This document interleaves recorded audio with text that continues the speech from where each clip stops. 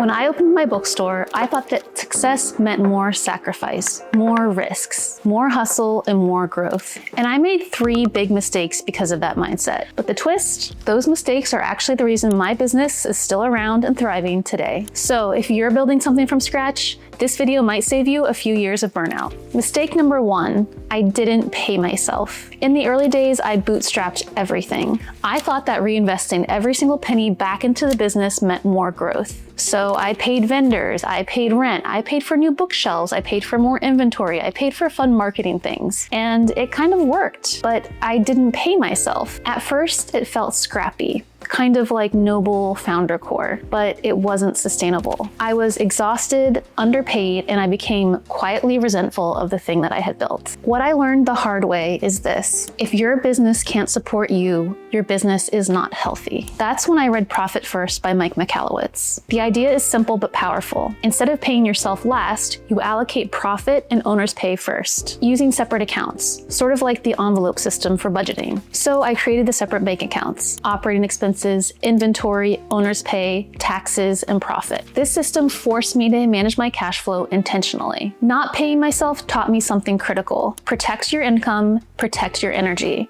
because burnout is expensive. And today I pay myself, not extravagantly, but sustainably. And that's changed everything. Mistake number 2, I didn't hire soon enough. Early on, I thought that hiring was a luxury. I believed I had to do everything myself to keep costs low. So I opened the store, I closed the store, I posted on social media, I did all the bookkeeping, I purchased all of the books, and I worked on the sales floor. And technically it worked. Revenue did grow, but I was drowning. Finally, I hired my first bookseller a few weeks after opening, but by then I was already completely depleted. Looking back, I would have built a team from day 1, because here's the truth: doing everything yourself doesn't make you scrappy. It makes you the bottleneck. Now I have a team that runs the store beautifully. They order the books, they help the customers, they post on social media, they keep the systems running. And my business is stronger because it isn't dependent on my physical presence every moment of every day. Learning to hire and investing in training taught me this: needing help is not a weakness. It's a strategy. Mistake number 3, I grew too fast. In 2020, when my business was just about 1 year old,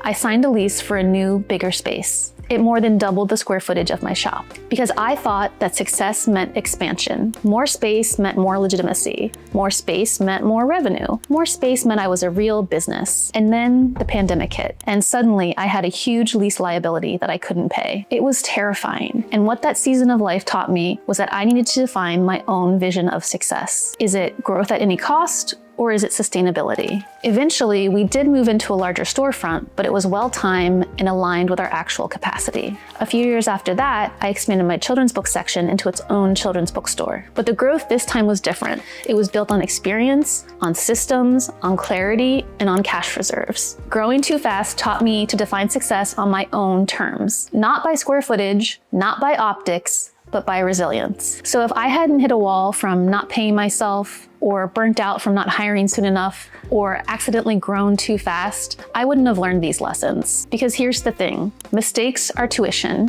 You either learn from them or you pay twice. So now I'm curious, what's one mistake you've made in your small business, and what did you learn from it? Comment below and let me know. So if you like behind the scenes looks at what it really takes to start and grow a small business, make sure you subscribe. I'll see you in the next one.